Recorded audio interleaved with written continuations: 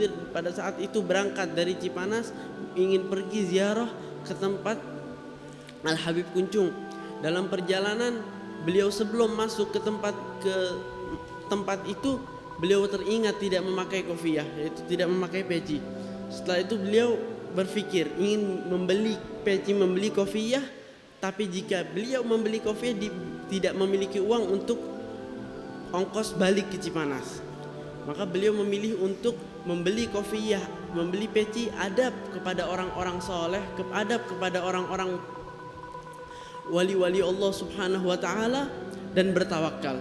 Beliau membeli peci berwarna hijau pada saat itu, lalu beliau masuk dan lalu beliau berziarah kepada Habib.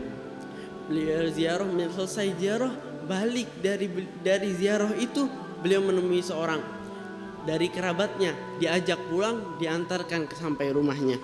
Ini kita bisa petik bahwa barang siapa orang yang lebih memilih beradab kepada orang saleh, yang lebih memilih kepentingan agamanya daripada kepentingan duniawi, kita bisa lihat Allah Subhanahu wa ta'ala yang memiliki langit dan bumi, yang bisa menjalankan semua sesuatu. Bila kita mendahului hal-hal yang Allah ridhoi, hal-hal yang Allah suka, maka Allah akan memudahkan jalan kita. Dan kopiah yang beliau beli adalah kopiah berwarna hijau pada saat itu, dan kopiah itu berada bersama beliau sampai beliau belajar di tempat Al-Habib Nagib bin Syekh Abu Bakar beberapa tahun setelahnya, dan datang dari Tarim Al-Habib Umar bin Hafid. Habib Umar datang pada saat Al-Habib Munzir melihat Habib Umar, langsung beliau mengenalnya. Dan beliau seraya bilang, Habib Munzir, ini orang aku telah mengenalnya. Pada suatu waktu aku memimpi Nabi Muhammad SAW.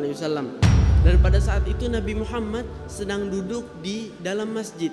Dan datang orang duduk di samping Nabi Muhammad SAW, di samping kanan Nabi Muhammad SAW. Dan orang itu adalah Al-Habib Umar.